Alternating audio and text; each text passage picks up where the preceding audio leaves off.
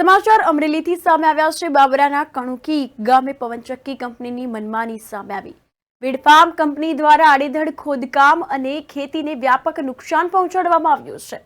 દ્રશ્યો જે છે તે સામે આવ્યા છે। સ્પષ્ટપણે આપ દ્રશ્યોમાં જોઈ રહ્યા છો તો આ અંતર્ગત કોટડા પેઠાવાળી સિંચાઈની પાણીની કેનાલ તોડી પડાઈ હોવાના આક્ષેપો ખેડૂતો દ્વારા કરવામાં આવ્યા છે અને ખેડૂતોના ખેતરવાડીએ જવાના રસ્તાઓ કંપનીએ બાંધિત કર્યા છે। તો પવનચક્કી કંપની સામે કણુકી સરપંચ દ્વારા કલેક્ટરને રજૂઆત કરવામાં આવી છે।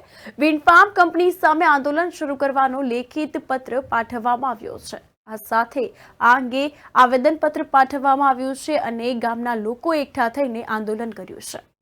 કણુકી ગામના સરપંચ મુનાભાઈ ગોહિલ બોલું છું અને આ લોકો પવનચક્કી કામ પરમિશન લીધા વગરનું પંચાયત પરમિશન લીધા વગરનું ચાલુ કરેલું છે।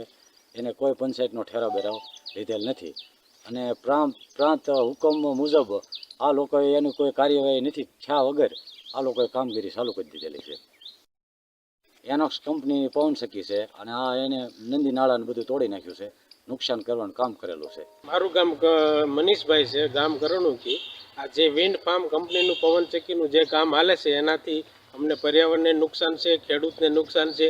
અમારી જે સિંચાઈ યોજના હતી કોટડા પીઠા ધોબિયારા ડેમની, એમાંથી અમને સિંચાઈમાંથી પાણી આપતા હતા, એ પાણી કેનાલ એને તોડી પાડી છે અને અમારી પ્લસ અમારે જે નદીમાં વેચાણ પાણી કરાવેલું હતું સરકારે, એ પણ એને પૂરીને પાણી બંધ કરાવીને જે ખેડૂતોને નુકસાની ખેતરમાં ઘણી પાણીના અછતના હિસાબે આવેલી છે, એનું જવાબદાર કોણ?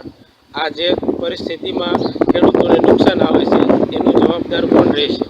વિન્ડ ફાર્મ કંપનીના જે પવનચક્કીના હિસાબે આ ખેડૂતોને પાણી પિયતમાં અત્યારના સમયમાં ઘઉં, ચણા, જીરું પાક જેવા નિષ્ફળ પાણી ન મળે તો નિષ્ફળ જાય એવી ભીતિ છે।